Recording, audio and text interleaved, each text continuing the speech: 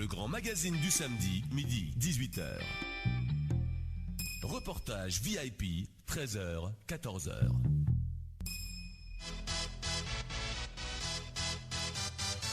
Dans Reportage VIP et plus globalement chez RVVS, on a accueilli le projet avec passion, avec joie. Moi j'ai toujours laissé ma porte ouverte et j'ai toujours dit que dès qu'il y aurait un projet sport handicap, je le suivrais. Bonjour Jonathan. Oui, bonjour. Parle-nous-en. Donc j'essaye de monter dans la commune des Mureaux un club de basket handisport. Dans l'équipe que j'essaye de mettre en place, les filles peuvent aussi jouer avec nous, il n'y a aucun problème. Et il peut y avoir un quota de 3 valides. Donc si par exemple il y a des personnes en situation de handicap ou de valides, filles ou garçons, qui veulent venir jouer dans la limite des 3 places disponibles, qui n'hésitent pas à me contacter, il n'y a aucun souci, je serai ravi de les accueillir dans l'équipe. Un numéro de téléphone ? C'est le 06 50 59 90 51.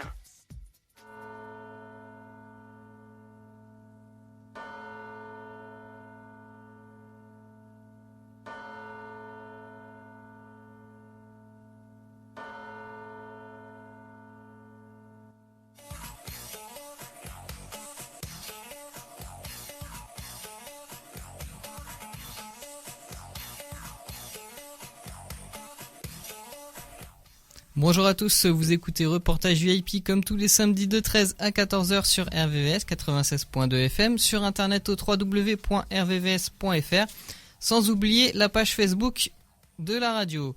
Un bonjour à Florent qui est à la régie aujourd'hui. Et oui, bonjour à tous. 13h, passé de 4 minutes sur toute la France et au Brésil. Quel est le décalage horaire justement ? Il est de 5 heures ce décalage horaire, donc effectivement, le match de cet après-midi par exemple qui va se jouer à 18h heure française se jouera à 13h heure locale. Et c'est bon de connaître le décalage horaire au niveau du Brésil parce qu'en ce moment c'est la Coupe du Monde et c'est une thématique spéciale Coupe du Monde dans Reportage VIP. Tout à fait, effectivement, aujourd'hui une thématique spéciale Coupe du Monde, donc on verra les surprises, il y en a eu beaucoup sur ce mondial, les confirmations, les déceptions, mais aussi les interrogations. On va faire ça groupe par groupe. Donc dans une première partie, le groupe A et B. Ce sera suivi d'une musique, Florent. Ensuite, on ira sur le groupe C et D. Le groupe E et F en troisième partie. Et en dernière partie, forcément, groupe G et H. On dit bonjour à Damien qui est présent. Damien qui suit la Coupe du Monde avec ferveur. Toujours. C'est toujours l'occasion de voir des matchs. Là, c'est des bons matchs où il y a beaucoup de buts, de jeux, et toujours accompagné d'un moment festif, devant une bonne télé. Wes, également. Oui, bonjour. T'as suivi la Coupe du Monde. Et Jean-Louis. Bonjour. Voilà. Et ben, on va commencer avec une musique dit Golden Generation. Vous l'aurez compris, l'Allemagne a confirmé son statut de favori. Elle est l'une des favoris de cette Coupe du Monde. Et comme dans l'émission, on est loin d'être neutre quand il s'agit de parler d'Allemagne, c'était également l'occasion de pouvoir supporter la Nationalmannschaft, qui encore une fois a montré des belles vertus de courage, d'abnégation et toujours de technique, parce que c'est des joueurs tellement techniques qu'ils nous font rêver. Tout de suite, l'Allemagne. On part en Allemagne avec de la musique.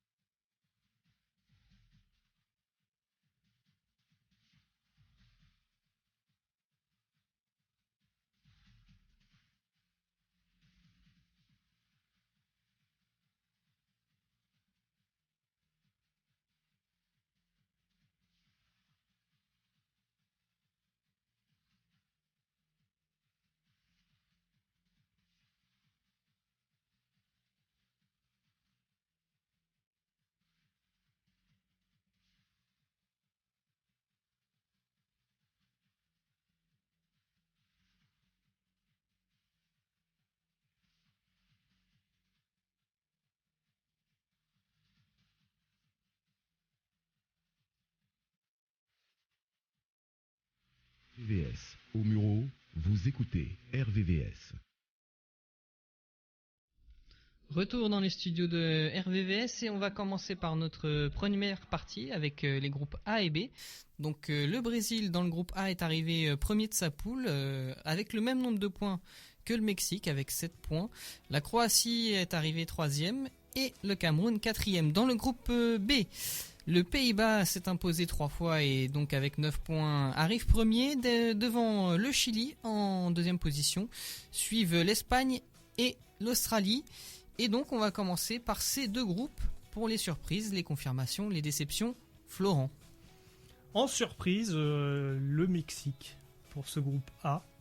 Le Mexique, impressionnant. Faire 0-0 face au Brésil, c'est étonnant. Il y a eu un grand gardien en face. Gardien que l'on connaît bien, puisque quand on voit Ochoa, on sait qu'il est présent toujours dans les grands matchs. Quand il y a une grosse équipe, il est souvent en forme. Et là, il n'a pas dérogé à cette règle.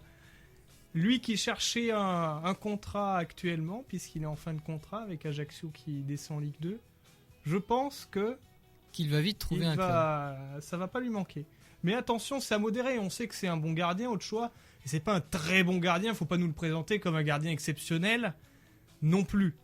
Là, on est dans l'excès de la Coupe du Monde. Il porte le maillot de l'équipe nationale. Il se met en valeur. Très justement, de façon sérieuse et intelligente, mais attention, à la Coupe du Monde, on en voit qu'ils réussissent quelque chose, et après, il n'y a jamais de confirmation derrière.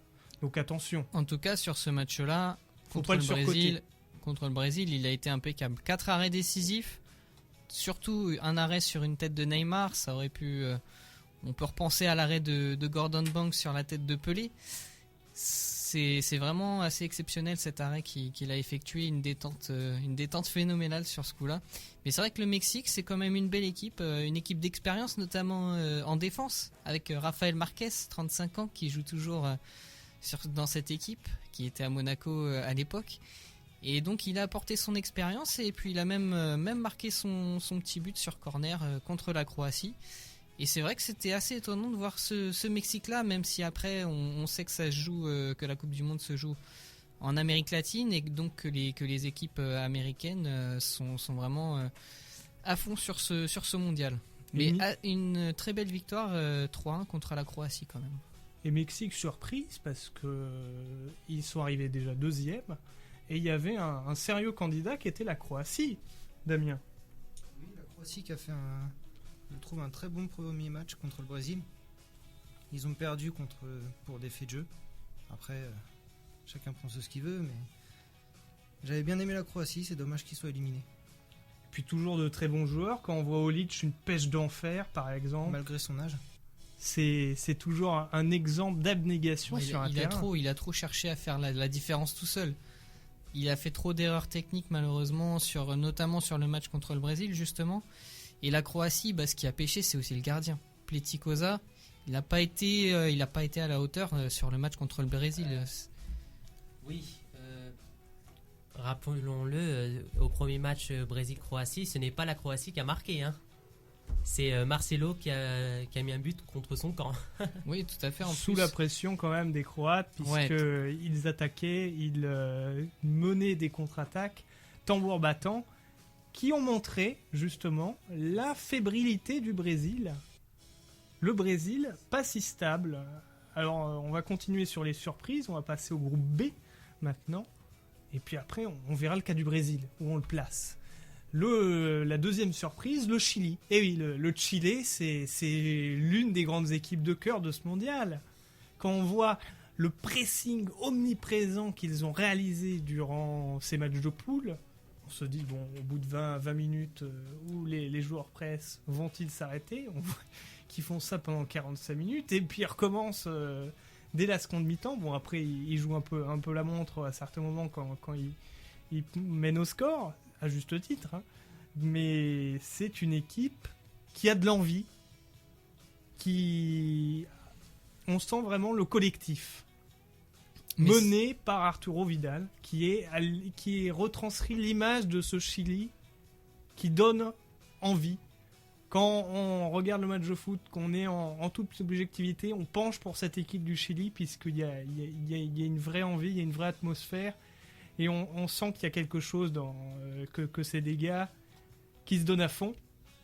C'est pas forcément des énormes joueurs, mais l'envie qu'ils dégagent fait qu'on a une certaine sympathie pour cette équipe. Ben oui, tout à fait. Et puis là où c'est vraiment une réelle surprise, c'est que le Chili était quand même dans le groupe de l'Espagne et des Pays-Bas et peut donner le Chili sortant qualifié de ce groupe-là. Et c'est vrai que ce groupe était un des groupes les plus relevés. Alors c'est vrai qu'il y avait l'Australie aussi qui faisait figure de petit poussé de ce groupe. Mais franchement, personnellement en tout cas, je voyais bien le Pays-Bas et l'Espagne se qualifier, même si l'Espagne est en fin de cycle, et ça on le verra un peu plus tard, je pense. En tout cas, le Chili, une vraie belle surprise. Damien, tes émotions par rapport à cette équipe chilienne qui ne lâche rien? Rien à dire de plus. Ils se sont battus sur tous les matchs, sur tous les ballons. Ils étaient à fond. Comme on entendait souvent dans les commentaires, ils étaient presque à domicile quand ils jouaient, et tout de suite ça donne plus d'envie, plus de hargne, et ils ont démontré leur collectif.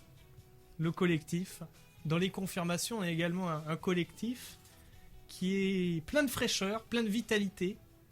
C'est dans le groupe B, c'est les Pays-Bas. Les Pays-Bas, on peut voir un duo d'attaque en pleine forme. C'est vrai qu'ils n'ont pas fait une grande saison. Du côté de Manchester, Van Persie a été, comme son club, un peu moribond. Et Robben, vu que l'effectif tournait beaucoup au Bayern Bayern München, il a eu ce privilège de pouvoir garder un plein de fraîcheur, et dès le premier match, ils sont rentrés à Salvador un vendredi 13, et c'était pas que jour de chance, puisqu'il y a eu 5-1 pour l'Espagne, et là ça a été un véritable coup de massue. Et c'était aussi une revanche pour le Pays-Bas, parce qu'ils ont perdu lors de la finale de la Coupe du Monde 2010 aussi. Avec ce fameux tacle de De Jong, tacle poitrine. Eh oui, tout à fait, en tout cas. Mais c'est vrai que c'est une très belle équipe, cette équipe du Pays-Bas. On l'a dit, avec une puissance offensive impressionnante. Robben, Van Persie qui sont à 3 buts chacun déjà. Impressionnant. On a aussi une petite révélation, moi j'ai trouvé, c'est Memphis Depay. J'ai bien aimé ce petit joueur qui joue au PSV Eindhoven. Je pense qu'il fera une très très grosse carrière, et en tout cas très impressionnant. Vivacité, technique, grosse frappe. Donc c'est vrai que c'est un joueur qui sera à suivre sur les prochaines Coupes du Monde et sur les prochaines saisons dans le futur club dans lequel il sera. Après, c'est une confirmation, parce que les Pays-Bas, ils commencent toujours fort. Dans les Coupes du Monde, dans les Coupes d'Europe, souvent ils partent pied au plancher. Surtout ces dernières années. C'est pour ça, et là ils ont confirmé leur très bon début avec des matchs de poule tonitruants. Ils ont gagné tous leurs matchs. Voilà, parfois quelques doutes face à l'Australie, mais encore je pense qu'ils ont pris l'Australie de haut. C'est la seule raison pour laquelle ils ont eu du mal face à cette équipe-là. Mais on peut parler du but aussi de Tim Cahill, extraordinaire. Cette reprise de volée dans la surface qui fait mouche, c'était vraiment, c'est le but de ce début de mondial. Et attention par contre, les frayeurs, les Pays-Bas confirment, mais attention, c'est une équipe assez rajeunie. Les égos, on les sent un peu plus dispersés. Il y a moins de caractère individualiste, mais ça peut vite revenir quand on voit le défenseur Indy qui en fait souvent comme ça l'arrange. Ça peut quelquefois revenir, ces vieux démons d'individualisme aux Pays-Bas. Et donc c'est pour ça que pour la suite de la compétition, c'est une équipe qu'il va falloir suivre, voir justement s'ils confirment la place d'aller au moins d'être vice-champion du monde, comme en 2010, ou s'ils vont s'effondrer à cause de leur individualisme, qui peut les mener à la défaite. En plus de cela, un sélectionneur qui a déjà dit « Moi, je ne serai plus sélectionneur l'année prochaine ». Eh ben oui, le mois suivant, on- il est à Manchester United. On en avait parlé déjà, mais c'est vrai que justement, ça peut pousser cette équipe à faire quelque chose. Justement, que ce soit la dernière grosse compétition d'un entraîneur quand même, Louis van Gaal, gros entraîneur. Donc c'est vrai que les joueurs, à mon avis, vont se donner, pour moi, à fond. On le voit déjà en ce début de mondial. Ils se donnent à fond pour, je pense aussi pour l'entraîneur, qui jouera sa dernière compétition internationale avec cette équipe des Pays-Bas. Mais pour moi, autre confirmation, moi j'ai mis le Brésil en confirmation. Alors ça pourrait paraître étonnant. Alors pourquoi le Brésil? Mais aussi pour Neymar, tout simplement, qui confirme son talent. C'est vrai qu'il n'a jamais été aussi bon que lorsqu'il était sous pression. Là, il a une grosse pression sur ses épaules. Il est déjà décisif avec 4 buts. Il est avec Messi, pareil, 4 buts, le meilleur buteur actuel de cette Coupe du Monde. Il a une technique assez impressionnante. On sent qu'il est en confiance. Il tient pour l'instant l'équipe du Brésil sur ses épaules. Et donc c'est vrai qu'en tout cas il ne flanche pas. Et c'est impressionnant. On pouvait, en tout cas il confirme son statut de, pour l'instant, quasiment de meilleur joueur de cette Coupe du Monde. Alors pourquoi le Brésil dans les confirmations? Aussi parce qu'il termine premier de ce groupe A, tout simplement. Alors c'est vrai que c'était un groupe pas forcément facile. On l'a dit, le Mexique qui fait partie des surprises, la Croatie qui est dans les déceptions mais qui a fait quand même un beau match face à cette équipe brésilienne. C'était pas forcément évident. Ils ont une grosse pression aussi, l'ensemble de cette équipe. Donc on l'a vu, ça, quand même Oscar ne joue pas à sa pleine mesure. Donc peut-être justement dû à cette pression populaire. Et moi je vois cette équipe du Brésil aller loin. Alors on verra par la suite si c'est confirmé ou non. Et pour te soutenir, quand on regarde justement avec le recul, l'historique, on voit que le Brésil, dans les matchs de poule, commence assez lentement. On n'a jamais de gros scores dès le début du tournoi avec le Brésil. À l'inverse des Pays-Bas, eux commencent lentement pour monter en puissance. Et cette montée en puissance, elle a pu être confirmée. C'était pas un adversaire vraiment à la hauteur de l'événement, malheureusement. Mais le 4-1 face au Cameroun confirme, en faisant tourner, en faisant jouer des joueurs comme Fernandinho. C'est un dernier match qui leur donnera de la confiance pour la suite, en tout cas. Une victoire 4-1, c'est quand même pas rien. Ça a démontré qu'ils avaient du banc, qu'ils avaient un collectif, en tout cas au milieu de terrain. Après, attention, les interrogations, c'est au niveau de l'attaque.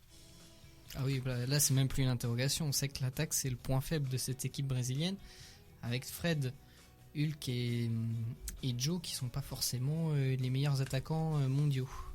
Et la défense en souffrance sur le début de parcours. Défense en souffrance, mais c'est quand même une défense qui ne m'inquiète pas trop pour la suite de ce mondial. On a quand même David Luiz, Thiago Silva. Alors c'est vrai qu'ils ont fait des grosses saisons. Ils sont peut-être un peu fatigués de leur saison européenne, mais je pense que pour la suite de la compétition, ça va tenir. Alors c'est vrai qu'il y a eu des difficultés défensives aussi du côté de Dani Alves, mais il a apporté beaucoup offensivement. Marcelo un peu la même chose. Après il y a toujours des possibilités au niveau de la défense. Maxwell peut remplacer, effectivement, peut jouer dans cette équipe du Brésil assez aisément. Donc pour moi la défense ne fait pas forcément partie des interrogations, mais effectivement plus l'attaque et peut-être le milieu de terrain aussi qui est pas, à part Neymar, c'est pas ça l'équipe du Brésil. Damien, une Neymar dépendance ou une Neymar fascination? Parce que il a été impressionnant, on l'attendait, mais la pression, il la supporte, il s'est pas effondré. On a eu des joueurs français quelquefois qu'on attendait vraiment et qui n'ont jamais confirmé. Lui, c'est l'audace, le culot et la réussite. C'est vrai qu'il est très surprenant. Il est très jeune encore. Je m'attendais pas à ce qu'il puisse porter le Brésil sur ses épaules. Maintenant, est-ce qu'il va tenir toute la compétition? C'est la question. Parce qu'il est quand même jeune encore. Il faut encore qu'il se forme et ce sera la surprise. S'il tient jusqu'à la fin de la compétition, ils peuvent remporter la Coupe du Monde. Maintenant, Thiago Silva, David Luiz, peut-être que c'est le stress du premier match, mais contre le Costa Rica, ils m'ont quand même fait peur. Ils se sont fait déborder pas mal de fois. Contre la Croatie. La Croatie, ouais. Et c'est pas la même chose. Et s'ils se reprennent vraiment, ils peuvent aller loin. Après, le milieu de terrain, ils ont quand même des joueurs corrects. Luis Gustavo, Ramirez, c'est pas des top joueurs, mais C'est des bons joueurs, mais sur ce mondial, pour je l'instant, pense qu'ils ont trop de pression et pour l'instant, c'est pas encore tout à fait ça. et je pense que peut-être qu'en sortant des poules, la pression va peut-être partir. Ils vont peut-être être plus soutenus et ils seront peut-être un peu moins stressés et ils joueront peut-être mieux. Et Neymar, on peut aussi voir l'âme du leader sur le terrain et en dehors. On sent vraiment cette aura au Brésil, alors qu'au Barça, avec le Messi. rapport Neymar-Messi, il n'a pas encore cette carrure de patron. C'est ça qui est impressionnant aussi, qui a sauté aux yeux de la planète entière. Après, C'est comme le tu le dis- charisme de Neymar. Après, comme tu le dis, il y a encore Messi au Barça. Il peut pas passer devant Messi et ils sont un petit peu bloqués l'un et l'autre. Se contre. Neymar, Messi, c'est quand même les deux gros joueurs de ce début de mondial. Pareil, les deux sont à 4 buts. Ils sont décisifs pour leurs équipes. Les deux tiennent leurs équipes sur leurs épaules, puisque l'équipe d'Argentine, malheureusement, même s'ils ont une puissance offensive impressionnante, c'est quand même Messi qui tient la baraque. Bon, c'est ces deux équipes qui, pour moi, ont quand même pas mal de chances d'aller au bout, même si ça a été difficile dans ces phases de poule. Alors peut-être qu'on va passer aux déceptions rapidement sur ce groupe. Juste Neymar, Messi, je parlais de l'aura de Neymar, en dehors mais sur le terrain, et quand on va au Barça, Messi n'a pas joué pendant 3 à 6 mois, puisqu'il était blessé, il était même en Argentine, il n'était pas sur le terrain, mais Neymar n'a pas pris cette réelle dimension comme il est au Brésil, parce que Messi, il est une aura sur le terrain, mais également dehors au Barça. C'est un peu lui qui fait l'équipe, ça a été démontré au Barça, et ça, c'est ce qui fait que Neymar n'a pas encore cette dimension au Barça. Voilà, Les donc, déceptions, ouais, les déceptions, logiquement dans le groupe B, on va trouver l'Espagne. L'Espagne, c'est quand même l'équipe en fin de cycle. On l'a trouvé à court physiquement, alors c'est peut-être effectivement la saison des deux clubs madrilènes aussi qui a fait que ça a joué. La défense et le gardien Casillas, malheureusement, qui était en manque de confiance sur ce début de championnat. Et c'est vrai que Casillas, malheureusement, ça a été le gros point faible aussi de cette équipe, avec peut-être Sergio Ramos et Piqué en défense centrale. Bon, c'est vraiment dommage pour cette équipe. On savait qu'elle était en fin de cycle, mais se faire éliminer dès les phases de poule et de cette manière-là, c'était quand même la grosse déception. c'est brutal. Une équipe qui a gagné pendant 8 ans, du jour au lendemain quasiment, se faire renvoyer à la maison avec 7 buts en 2 matchs, c'est violent. C'est peut-être la fin du jeu à l'espagnol aussi, la fin du jeu style Barça, Après, à confirmer. on peut aussi voir qu'ils avaient mis Diego Costa en pointe, qui rentre pas vraiment dans le style de jeu. Enfin, moi, je vois ça comme ça, je le vois pas s'intégrer à la façon de jouer espagnole. C'est vrai aussi, effectivement, l'Espagne n'avait pas précédemment d'attaquant de pointe. Donc c'est vrai que là, Diego Costa, un vrai attaquant de pointe qui n'était pas au meilleur de sa forme en plus. Donc c'est vrai que c'était peut-être l'erreur tactique de Vicente Del Bosque sur ce mondial. Moi, je pense que quand même Diego Costa, c'est vraiment un joueur. Je pense qu'il a eu raison de prendre ce risque-là quand même.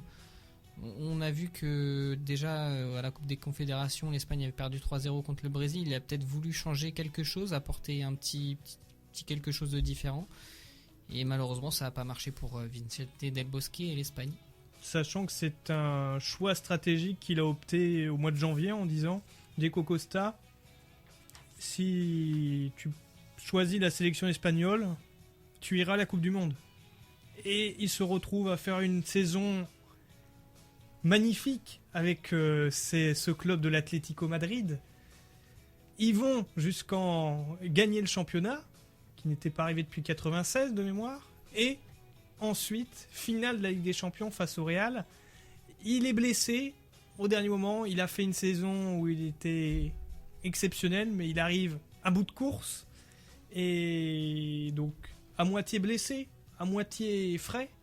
Il n'arrive clairement il n'est pas à 100% de ses moyens, mais il joue quand même, puisqu'il y a eu cet accord tacite au mois de janvier, de dire si tu choisis la sélection espagnole, tu iras à la Coupe du Monde, tu la joueras.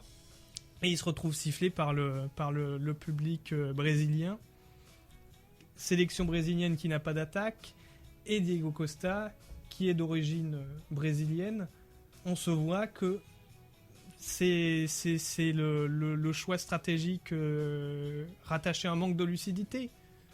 Puisque lucidité du côté de Diego Costa, puisqu'il aurait eu sa place, pourquoi pas, en attaque du Brésil, quand on voit les attaquants.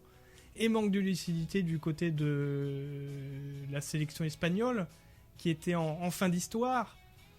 On essaie de la poursuivre, mais on ne se rend pas compte que c'est pas du tout adapté au jeu espagnol, ce type de joueur.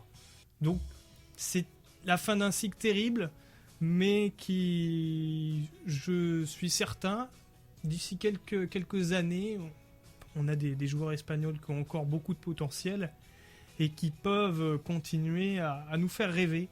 En tout cas, les clubs sont encore là, et les clubs ont beaucoup d'Espagnols. Quand on voit Ramos qui s'est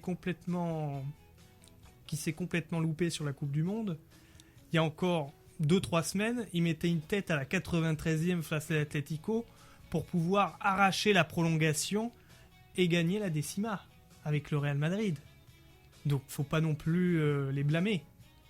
Ils ont essayé de faire le boulot, mais psychologiquement ils n'y étaient plus. Une équipe qui y était, on va partir en musique, et cette équipe chilienne, c'est l'une des surprises, c'est l'un de nos coups de cœur, et on va partir justement du côté du Chili avec Vamos Chile. C'est une chanson de soutien pour cette équipe chilienne. Tout de suite sur RVVS, c'est Reportage VIP. On part en musique avec un soutien à cette équipe chilienne qui a marqué la Coupe du Monde 2014.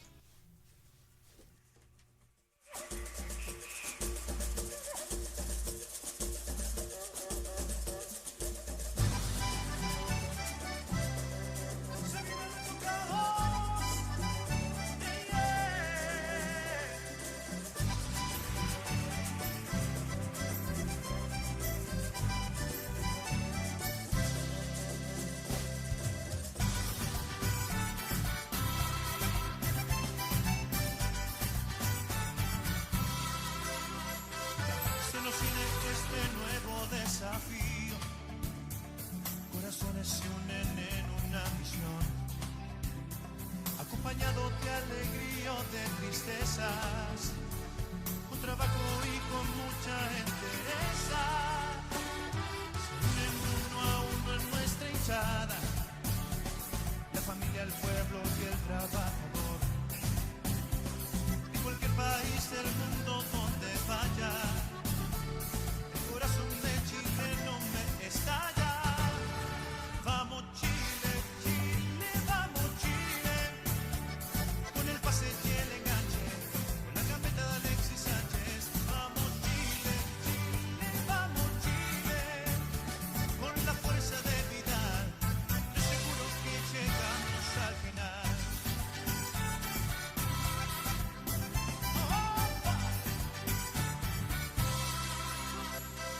Hay rivales que superan en historia, pero Chile tiene historia de luchar. Se levantó del movimiento de la tierra, rescatamos 33 bajo de guerra. Nos escuchen de Arica a Punta Arenas, y los rincones que nos quieran apoyar. En el mundial daremos toda en la bandera, en el apoyo de la familia chilena. Vamos Chile,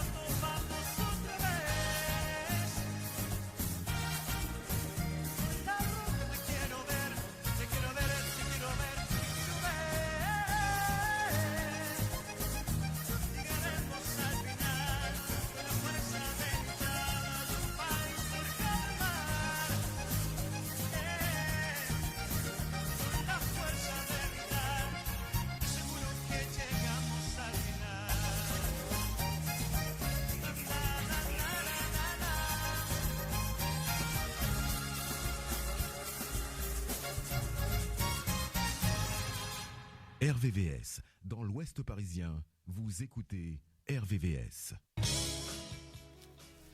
Et deuxième partie de cette émission, on va parler des groupes C et des groupes D. Alors le groupe C avec la Colombie qui est arrivée première devant la Grèce, la Côte d'Ivoire et le Japon qui est arrivé bon dernier. Et le groupe D avec le Costa Rica premier, l'Uruguay en second, l'Italie qui suit avec l'Angleterre en dernier. Et là encore, il y a eu pas mal de surprises, Florent. Surprise, une grosse surprise, c'est le Costa Rica. Le Voilà, Costa Rica qui inverse la tendance, on ne l'attendait pas du tout à ce niveau. Et c'est une équipe qui a illuminé le mondial de ces matchs de poule. Et voilà, c'est... Une grosse surprise au Costa Rica. Et effectivement, c'est la plus grosse surprise de ce mondial. Et premier du groupe quand même, où figuraient l'Italie, l'Uruguay et l'Angleterre, on donnait pas cher de la peau du Costa Rica.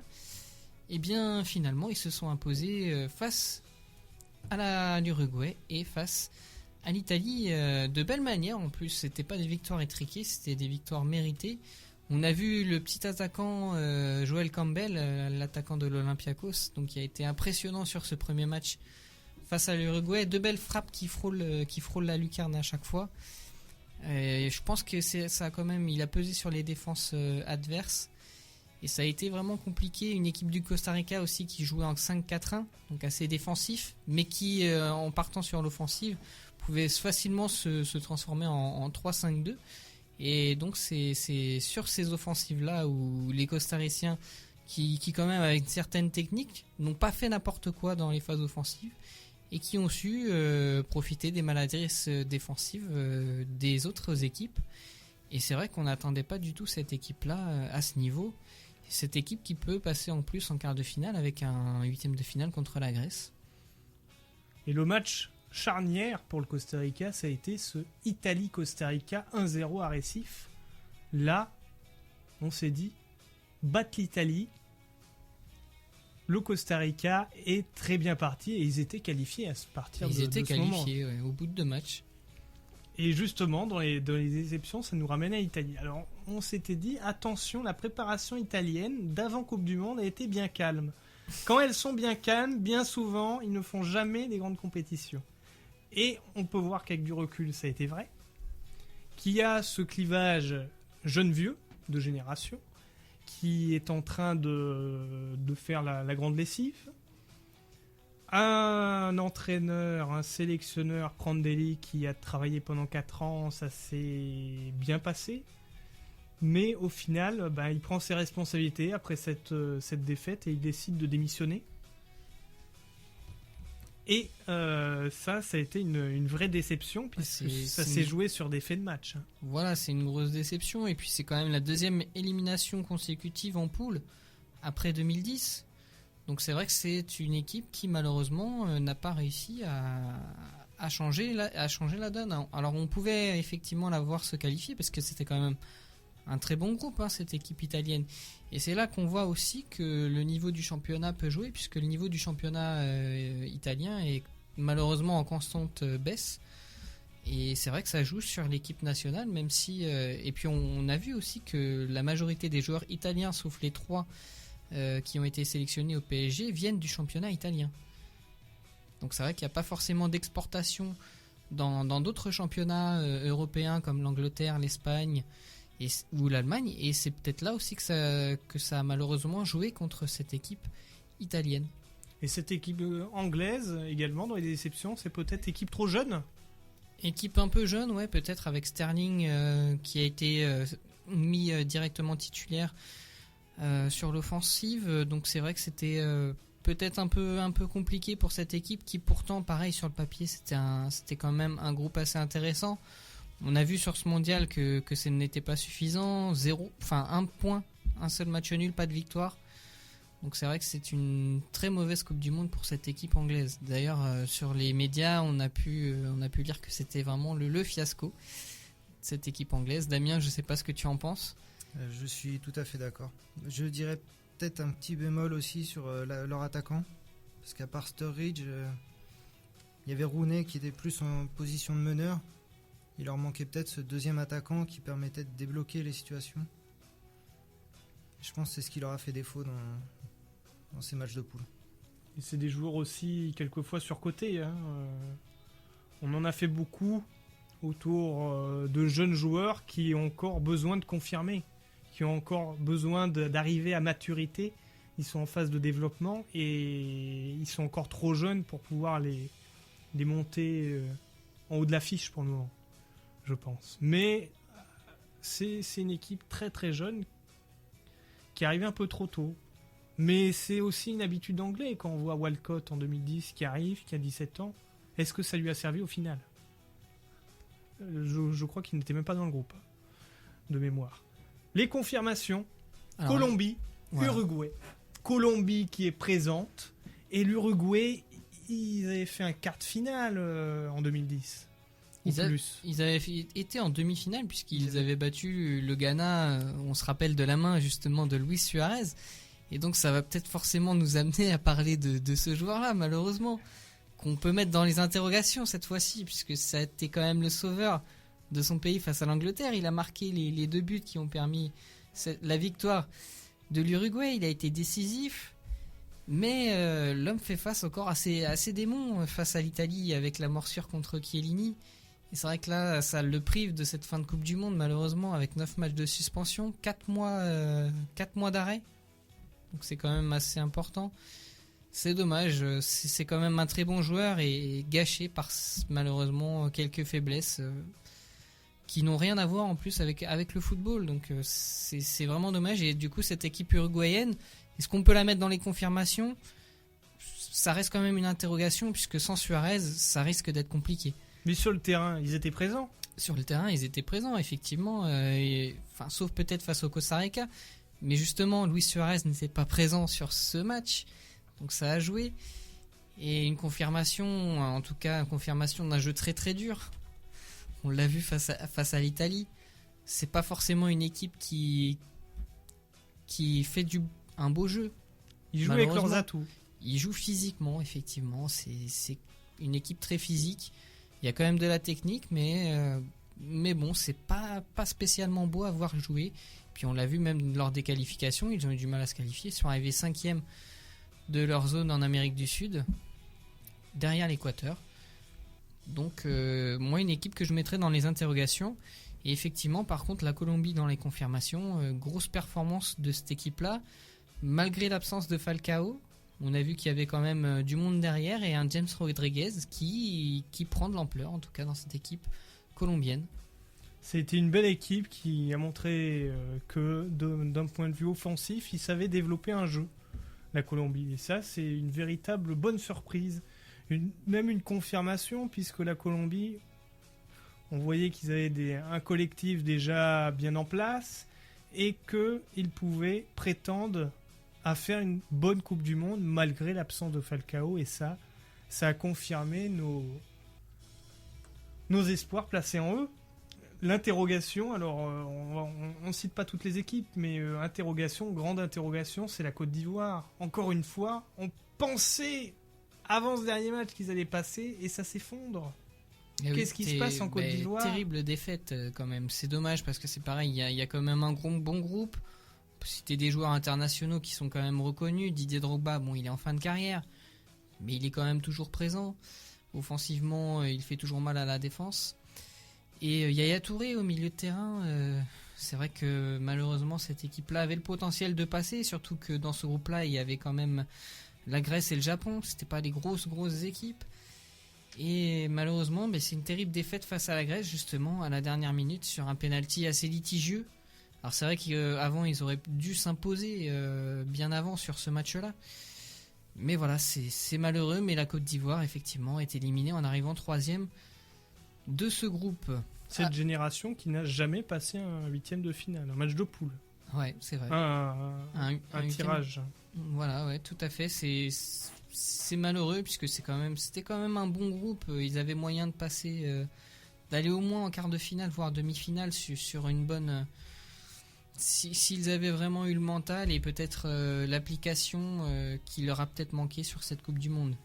Après, le niveau Côte d'Ivoire, t'as parlé de Yaya Touré, Didier Drogba, qui étaient censés être les cadres de cette équipe. Didier Drogba n'était pas forcément souhaité par Sabri Lamouchi. Il voulait pas le faire. Il le faisait rentrer, il l'avait sélectionné pour le pays parce que le pays voulait voir Didier Drogba. Après, à côté de ça, il y a Yaya Touré qui a eu ce problème en fin de saison avec son club. Je sais pas si vous êtes au courant. Le décès de son frère, où le Oui, club tout à n'a fait. pas voulu Tout à fait. N'a pas faire voulu une dérogation pour qu'il puisse aller voir son frère une dernière fois. à ce moment difficile. Et donc ça l'a affecté psychologiquement et ça n'a pas aidé. Ça a peut-être pas aidé à soutenir l'équipe pour qu'il puisse passer cette poule. C'est tout à fait vrai. Donc on va passer maintenant aux deux groupes suivants. Alors le groupe de E avec la France qui est arrivée première de ce groupe-là, suivi de la Suisse, de l'Équateur et du Honduras bon dernier. Le groupe F également avec l'Argentine qui devance le Nigeria, la Bosnie et l'Iran bonne dernière. Donc sur ces deux groupes-là, en surprise, eh bien moi j'ai mis la France. Pourquoi la France ? Eh bien parce qu'elle arrivait première de son groupe, ce qui n'était pas écrit forcément au vu des difficultés lors de la phase de qualification, avec des difficultés sur le match de la Géorgie notamment. Et groupe en tout cas soudé, qui s'entend bien, une belle cohésion, un bon état d'esprit, et même un beau jeu produit face au Honduras et à la Suisse. Alors c'était pas gagné, et c'est vrai que Didier Deschamps a réussi à créer une osmose autour de ce groupe-là, notamment au moment de la sélection, avec 23 joueurs pris et 7 sur la liste de réservistes, donc ça a été dit dès le départ. Donc c'est vrai que ça a favorisé la bonne ambiance du groupe. Voilà, donc pour moi une équipe surprise, cette équipe de France. Après, on peut se demander, est-ce qu'on peut arriver à jauger ce potentiel, l'estimer ? Moi, j'arrive pas à travers tous ces matchs me dire, est-ce qu'ils peuvent aller en demi, est-ce qu'ils peuvent aller en quart, est-ce qu'ils peuvent aller sortir en huitième ? Bon, les huitièmes, avec ce qui se passe du côté du Nigeria, et d'un point de vue extra-sportif, ils ont des chances de passer le huitième. Voilà, donc moi je les vois aller en quart. D'un point de vue face jeu, à l'Allemagne, donc là ça va être plus compliqué. D'un point de vue jeu, je ne serais pas surpris ni enthousiasmé par. Je sais pas où ça peut aller. Mais en tout cas, c'est vrai que le 5-2 face à la Suisse, qui s'est rapidement fait avec ses 2 buts d'affilée, a montré que il y avait un vrai état d'esprit. C'est ce travail que tu as présenté en amont de la Coupe du Monde qui a fait que on arrive dans une situation saine. Et on arrive à développer du jeu. Dans les surprises, j'avais noté, alors c'est deux pays sortants, mais je soulignais à féliciter les perdants également. L'Équateur qui a pas si mal joué, battu par la Suisse au dernier moment, 0-0 face à la France, qui n'est pas... En plus, la France, l'Équateur joue à 10. Donc c'est pas si aisé que ça. Ils s'en sont bien sortis et face au Honduras, ils ont gagné. Et au niveau du jeu, c'était pas si mal. Et l'Iran avec Carlos Queiroz derrière, qui a fait beaucoup... Après, ils ont joué avec leurs moyens, mais ils ont embêté pas mal d'équipes, l'Iran. Ces 2 surprises, confirmation, on en parlait tout à l'heure, le roi Messi est là. Voilà, effectivement, l'Argentine en confirmation... Avec 3 victoires en 3 matchs, même si le jeu déployé n'était pas forcément haletant, c'était pas forcément beau à regarder. Ils ont eu du mal contre l'Iran avec justement un but de Messi à la 93e minute, donc juste avant le coup de sifflet final. Messi effectivement décisif, avec déjà 4 buts en ce début de compétition. Une équipe d'Argentine que je vois aller loin sur ce mondial, et c'est vrai que pour moi c'est un mondial fait pour les Sud-Américains, avec notamment le climat du Brésil, qui peut être en plus différent selon les villes où se jouent les matchs. Et en confirmation, j'ai mis la Suisse aussi, puisqu'on attendait une qualification de la Suisse en 8e. C'est chose faite, même si ce sera face à l'Argentine en 8e, et elle devrait avoir des difficultés à passer en quart. Mais la Suisse, effectivement, à part sa défaite assez humiliante contre la France, c'est vrai qu'on a vu des défenseurs centraux pas très à l'aise. C'est le cas de le dire. Sendero Djurou, c'était vraiment le point faible de cette équipe.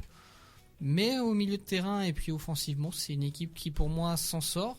A quand même pas mal de bons joueurs, avec Inler Berami notamment, qui joue au Napoli.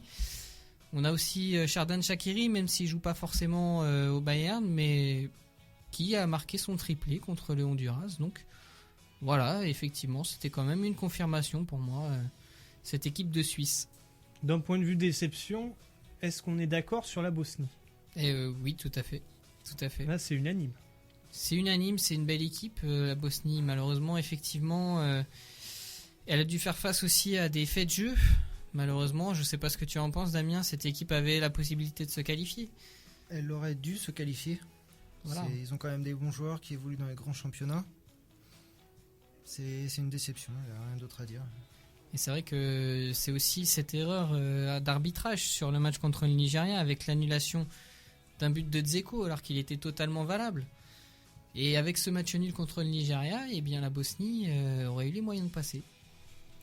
Et le Nigeria en interrogation, parce que c'est une équipe qui est passée, qui développe un jeu parfois intéressant, mais quelle capacité ils ont pour aller plus loin? C'est Et interrogation. malheureusement, en plus, tu l'as dit tout à l'heure, il y a des faits extrasportifs qui font que malheureusement, mais ces équipes africaines, c'est vrai que c'est désolant. Parce qu'on a vu le Cameroun qui au départ, malheureusement, n'est pas parti à cause d'une histoire de prime. On a eu le Ghana et on a le Nigeria. Donc c'est malheureux et c'est vrai que ça joue sur leur performance sur la Coupe du Monde, alors qu'à la base, c'est quand même des bons groupes qui avaient la possibilité de se qualifier.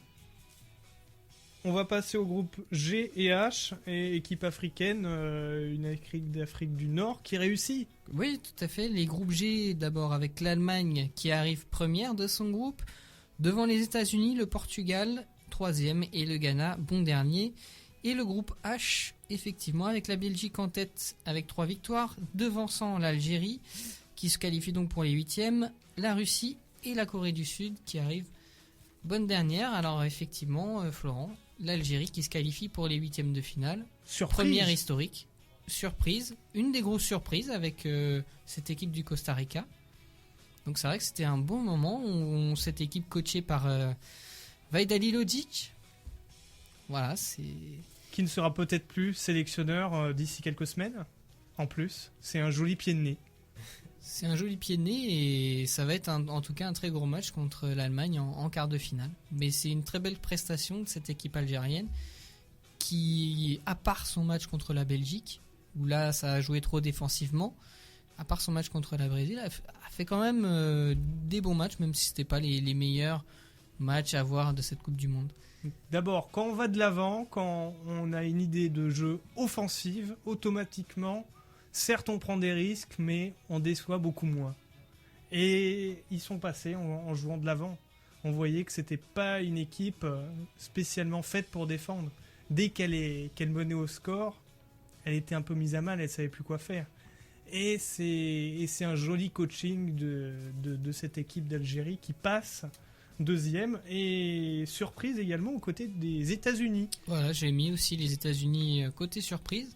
Mais en 2010, ils étaient également passés en huitième de finale, de mémoire. Ouais, tout à fait. C'est une équipe toujours dans les huitièmes. Mais c'est une équipe qu'on n'attend pas forcément. Et Jürgen Klinsmann à la tête. Voilà. En plus, ils n'ont pas joué le match nul face à l'Allemagne. Ben oui, c'est une équipe qui joue au ballon avec des joueurs confirmés comme Dempsey, Altidore ou Bedoya, voire même Bisley. Donc c'est vrai que c'est une équipe qui est toujours présente. Il faudra se méfier pour la Belgique de cette équipe des États-Unis. C'est pas forcément gagné. Et une belle qualification à huitième de finale. Et c'est toujours une surprise, surtout qu'elle était les États-Unis dans le groupe du Portugal, du Ghana et de l'Allemagne. Elle n'était pas non plus donnée sortante de ce groupe-là. Confirmation, l'Allemagne. L'Allemagne, forcément, une belle équipe avec une victoire d'entrée 4-0 face aux concurrents directs pour moi pour la première place ou pour la qualification. C'était 4-0 contre le Portugal. Donc confirmation, même si après ils ont eu du mal justement face aux États-Unis et au Ghana. On a pu voir ce match, le match du Ghana où ils ont fait match nul de partout. C'est vrai que cette équipe du Ghana, on va parler maintenant où on continue sur les confirmations. Les confirmations, est-ce qu'on peut mettre la Belgique dans les confirmations? Moi, je la mettrais parce que cette équipe belge, elle a fait le travail. Et elle a fait le travail. 3 matchs, 3 victoires, même si, pareil, le jeu n'a pas été très bon. On sait qu'il y a de l'essence dans le moteur, là, parce qu'ils y sont allés tranquillement.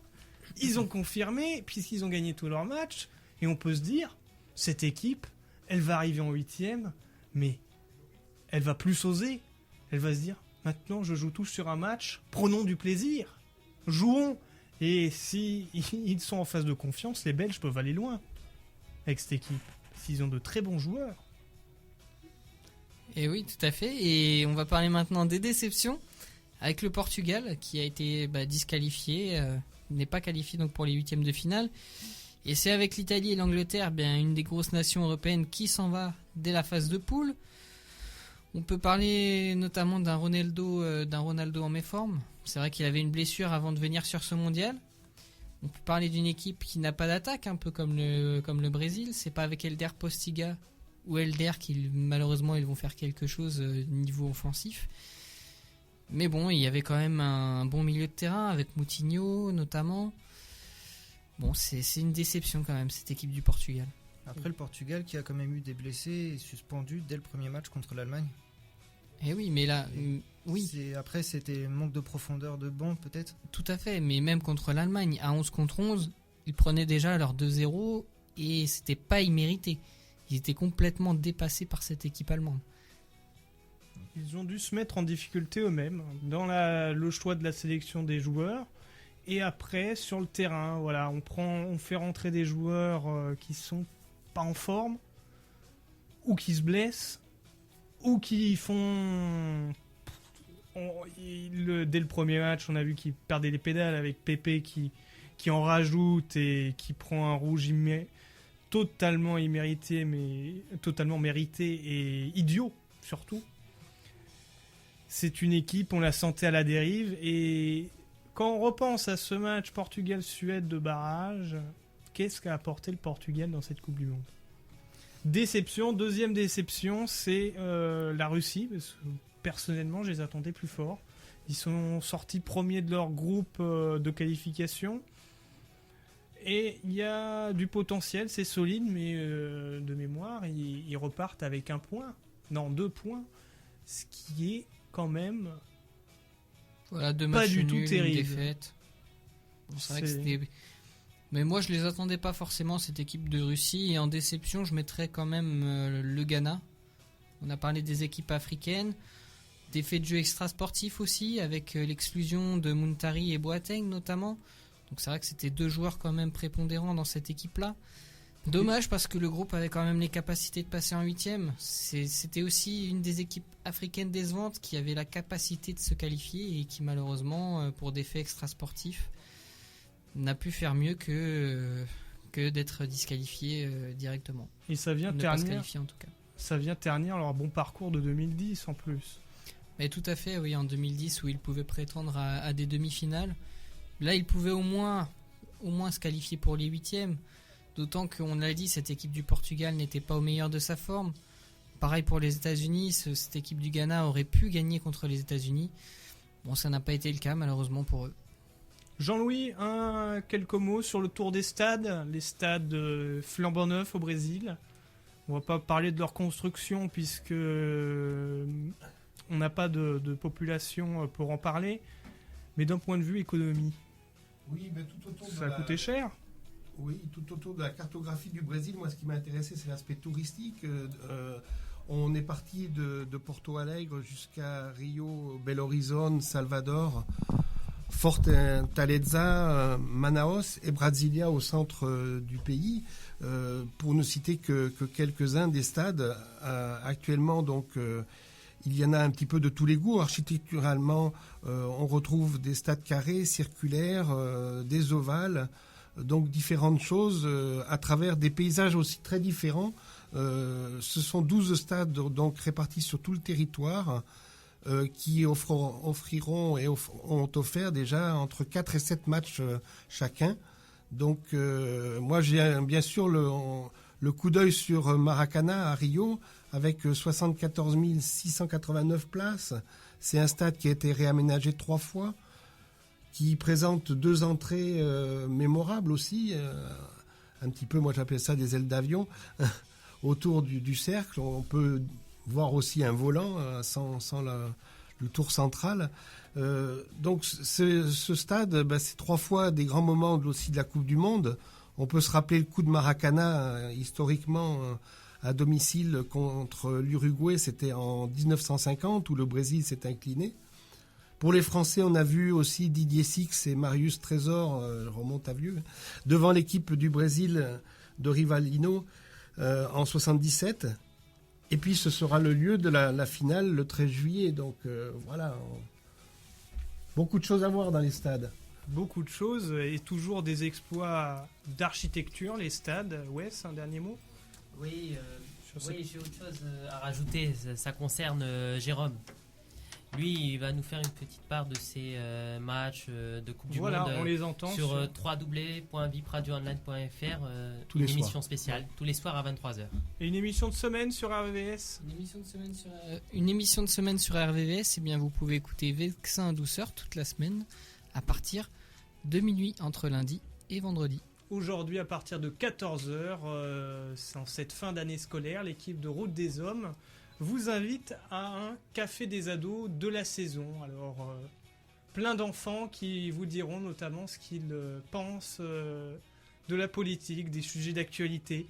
C'est également ça, RVVS. C'est un bloc équipe qui fête ses 35 ans et émission de semaine, émission de week-end travaillent ensemble pour pouvoir vous proposer des émissions de qualité avec également une petite annonce reportage VIP avec le La La La Festival qui sera du 7 au 9 juillet 2014 au Théâtre de Paris avec une programmation à ne pas louper puisqu'il y a notamment Ayo qui était sur Blues sur scène qui sera présente et plein d'autres artistes pour pouvoir lancer cette première édition. Et également les Solidays, festival des Solidays qui a lieu en ce moment à Paris jusqu'à dimanche et Reportage VIP sera également présent et vous fera un compte rendu la semaine prochaine dans la dernière émission de la saison. Tout de suite, c'est Route des Hommes sur RVVS. Allez, ciao, bye bye.